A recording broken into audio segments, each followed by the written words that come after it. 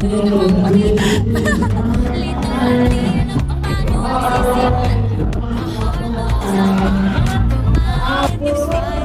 debut, mas naging strong yung bond namin as a group. Mas naging comfortable kami sa pakikipag-usap sa mga bagay na hindi kami nagkakasunduan. Pero right now, we're open to talk about it. Hindi na kami nahihiya. And as performers, as artists, mas nakita ko rin po yung improvement ng bawat isa, vocally and dancing. Sobrang saya lang na after 4 years, nandito pa rin kami. Strong pa rin yung kaya. Yeah. We're like nadagdag lang po ako. We're like sisters na po kasi parang alam na namin yung mood ng bawat isa. So, nag-adjust po kami sa isa't isa. I feel like yun po yung mahalaga sa isang group, willing ka mag-adjust.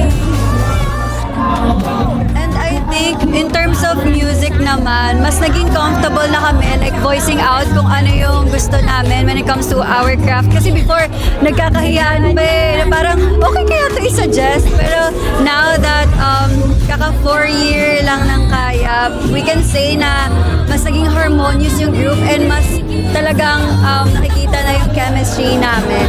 As 5, yeah. Wala sa isa ba?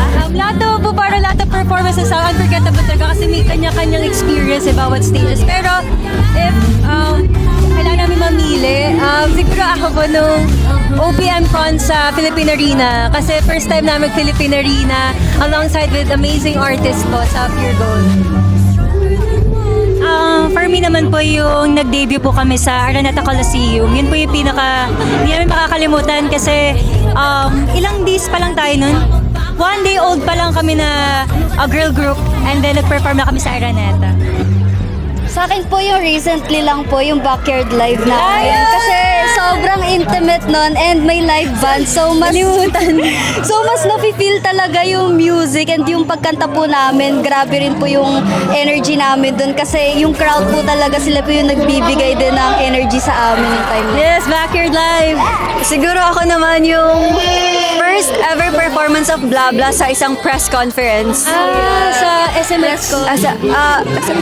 Basta like it's an indoor event tapos press con siya like debut launch namin ng kaya and mga naka-suit naka-suit pa kami and nanonood yung family namin and all the media there. So yun, medyo siya unforgettable kasi like first time mo siyang ipa-perform with like in public talaga. Dagdag ko rin din po yung Bicon, actually one of the most unforgettable experience po sa amin since 1 week po kami dito sa Cebu. Yes. So first time namin as a group na nakalibot talaga sa isang lugar.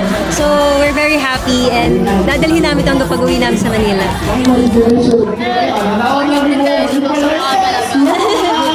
May saw your stories na punta kayo ng SM Seaside. Yeah!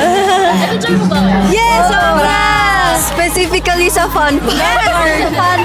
Sa fun part. Actually, yung stay namin here sa Cebu, actually, hindi planado yung bawat trip namin per day. So, very sponty lang talaga and very unexpected yung mga nangyayari everyday. But, sobrang nag-enjoy kami kasi ang dami namin na-experience. Pumunta kami sa Puso Village, kumain kami ng puslo buwa. Kami rin yung nagluto. Yes, pumunta rin kami ng Tops and then nag-radio guesting din kami sa FM Radio and TMC. And yun, nag-Cebu Fun Park din kami na kinabukasan ang sakit ng mga katawan namin kakalaro. Yes! Very important na makatulog ka ng mahaba. Pero madalas hindi po namin nakakompleto yung tulog namin. Pero ang ginagawa na lang namin, yung energy ng bawat isa, ang pinupunan namin. We make sure na we check up on each other before going on stage. Very important din talaga yung training. That's why we're confident on stage. Consistently improving, learning, and discovering new things while training. Ano pa ba? Guidance kay Lord. Guidance kay Lord. Si Lord talaga yung nagbibigay sa amin ng energy. For performance lagi. Lagi po kami nagpe-pray and lagi namin chini-cheer yung bawat isa bago talaga kami mag-perform. Yun ang non-nego natin lagi. Prayers talaga yung pinaka-important before going on stage. And I can say, very important din na may tiwala ka sa mga bawat members na talagang kahit anong stages, kahit anong conflict or any circumstances na mangyari before the stage, parang iba talaga kapag alam mo na may tiwala ka sa members mo na kahit anong mangyari, kaya nilang alam mo yun? Yes, exactly. I love that. Yes. What keeps us pushing is our love for music, love for the fans, the Filipinos, the Philippines. Actually, yun talaga yung pinaka-goal ng Kaya, to represent the Philippine talent on the global stage. And at the same time, you want to add? I think yung paniniwala namin sa goal namin is yung mapapil sa audience namin, sa listeners namin na they're heard, they're seen, and nandito kami palagi for them. Sa akin po yung mga what could be namin sa future. Nagka-curious po ako kung ano yung pwede pang marating ng Kaya, kung hanggang saan pa yung kaya namin gawin. Kaya mas gusto pa rin po namin na gawin yung best namin sa lahat ng ginagawa namin and maging better pa. Yes. Yes, hindi naman po mawawala yun. Actually, in this past year, meron na kaming ganung thoughts if i-continue pa namin talaga yung Kaya. Pero nananaig talaga yung tiwala namin sa isa't isa and yung pagmamahal namin sa fans and sa music. Gusto pa namin pakita sa kanila yung kakayanan po ng Kaya, and at the same time gusto namin bigyan sila ng EP and also a lot of performances. Yes.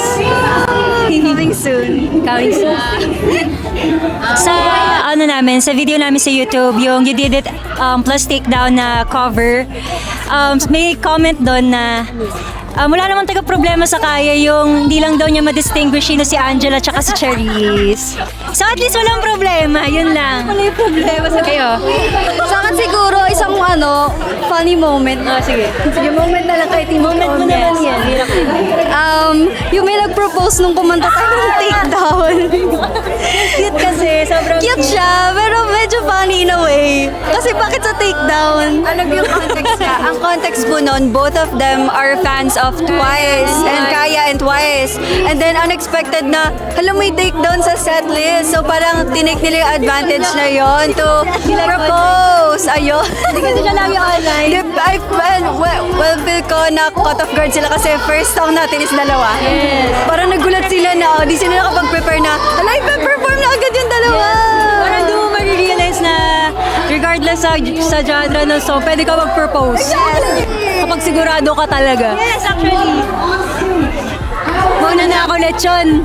Ayan. Oh my God. Since na-try ko rin yung Tuslobua, grabe, ilang Cebu trip na yung napuntahan namin. Ngayon ko lang natikman yung Tuslobua. Craving satisfied, Tuslobua. Yes, favorite ko na rin yun, pero add-ons ko yung Masi. Ni naman lechon, tapos sinasawsaw ko sa Tuslobua. Tama ba? Ang sarap, promise, legit.